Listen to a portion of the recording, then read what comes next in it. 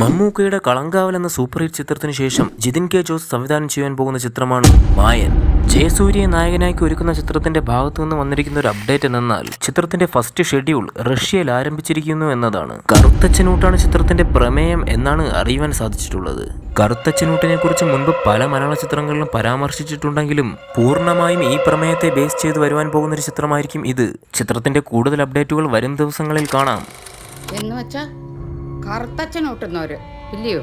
അല്ല, ഞങ്ങൾ ആരും കറുത്തച്ഛനും വെളുത്തച്ഛനും ഒന്നും ഊട്ടാറില്ല.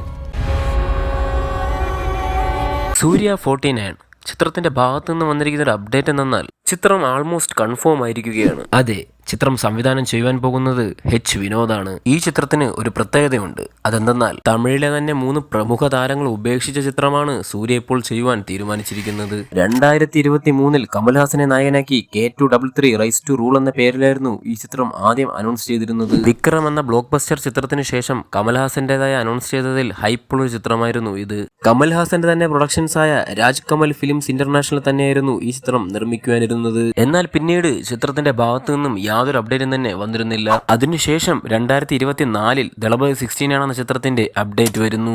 വിജയെ നായകനാക്കി അദ്ദേഹത്തിന്റെ അവസാനത്തെ ചിത്രമായി വിനോദ് സംവിധാനം ചെയ്യുവാൻ പോകുന്ന ഈ ചിത്രം കമൽഹാസനെ വെച്ച് അന്ന് അനൗൺസ് ചെയ്ത അതേ ചിത്രം തന്നെയായിരുന്നു ഇതെന്ന് സ്ട്രോങ് റൂമറുകൾ വരുന്നുണ്ടായിരുന്നു. അത് ശരിവെക്കുന്ന രീതിയിൽ തന്നെയായിരുന്നു ദളപതി 69ന്റെ അനൗൺസ്മെന്റ് പോസ്റ്ററും. എന്നാൽ വിജയ്ക്ക് തിരക്കഥ ഇഷ്ടമായെങ്കിലും വിജയുടെ അവസാനത്തേതും രാഷ്ട്രീയ ഭാവിയെ മുൻനിർത്തി ഇറക്കുന്ന ഒരു ചിത്രവും ആയതുകൊണ്ട് വിജയുടെ താല്പര്യപ്രകാരം ബാലയ്യയുടെ ഭഗവത് കേസരി എന്ന ചിത്രത്തിന്റെ കഥാപശ്ചാത്തലമെടുത്ത് ചെയ്യുവാൻ സംവിധായകൻ നിർബന്ധിതനാവുകയായിരുന്നു. എന്നാൽ ശേഷം ചിത്രം ധനുഷിന്റെ അടുത്ത് എത്തിയതായും ധനുഷിന്റെ 52ാമത് ചിത്രമായി 7 സ്ക്രീൻ സ്റ്റുഡിയോസ് പ്രൊഡ്യൂസ് ചെയ്യാൻ പോകുന്ന ഈ ചിത്രത്തിന്റെ ഒഫീഷ്യൽ അനൗൺസ്മെന്റ് ധനുഷിന്റെ ഈ വരുന്ന പിറന്നാളിന് തന്നെ ഉണ്ടായിരിക്കും എന്നാണ് വന്നിരുന്ന റൂമറുകൾ. എന്നാൽ ഇപ്പോൾ അറിയാൻ സാധിച്ചിട്ടുള്ളത് ഈ ചിത്രം സൂര്യയുടെ അടുത്ത് എത്തിയതായും ഈ പ്രോജക്റ്റ് ആൾമോസ്റ്റ് കൺഫേം ആയിരിക്കുകയുമാണ് എന്നുള്ളതാണ്. കറുപ്പ് എന്ന ബ്ലോക്ക് ബസ്റ്റർ ചിത്രത്തിന് ശേഷം സൂര്യയ്ക്ക് വേണ്ടി ഡ്രീം വാരിയർ പിക്ചേഴ്സ് തന്നെയാണ് ഈ ചിത്രവും പ്രൊഡ്യൂസ് ചെയ്യുവാൻ തീരുമാനിച്ചിട്ടുള്ളത്.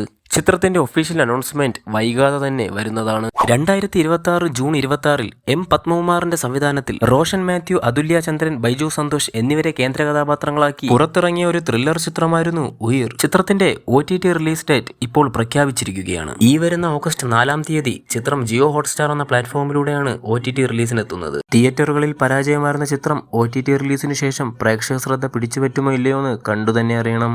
പാൻ ഇന്ത്യൻ സൂപ്പർ സ്റ്റാറായ പ്രഭാസിനെ നായകനാക്കി സന്ദീപ് റെഡ്ഡി വാങ്ക ഒരുക്കുന്ന ഒട്ടേറെ പ്രതീക്ഷയുള്ള ഒരു ചിത്രമാണ് സ്പിരിറ്റ്. ഇപ്പോൾ കിട്ടിയിരിക്കുന്ന ഒരു അപ്ഡേറ്റ് എന്നാൽ മലയാളത്തിലെ ഒരു സൂപ്പർ സ്റ്റാർ ഈ ചിത്രത്തിൽ ഒരു ക്യാമിയോ വേഷം കൈകാര്യം ചെയ്യുന്നു. അതെ, നമ്മുടെ മലയാളികളുടെ സ്വന്തം ലാലേട്ടൻ. 40% ചിത്രീകരണം പൂർത്തിയായ ചിത്രത്തിൽ ലാലേട്ടൻ ജോയിൻ ചെയ്യുവാൻ പോകുന്നു എന്നാണ് അറിയാൻ സാധിച്ചിട്ടുള്ളത്. പ്രഭാസിനെ കൂടാതെ തൃപ്തി ദിംറി, വിവേക് ഒബ്രോയ്, പ്രകാശ് രാജ് എന്നിവരും വില്ലനായി സൗത്ത് കൊറിയൻ ആക്ടറായ മാഡോങ് സിയോക്കും എത്തുന്നു. മലയാളികൾക്കായി സന്ദീപ് റെഡ്ഡി വാങ്കയുടെ ഫ്രെയിമിൽ ലാലേട്ടനെയും പ്രഭാസിനെയും എങ്ങനെ പ്രസന്റ് ചെയ്യുമെന്ന് കാത്തിരുന്നു തന്നെ കാണാം.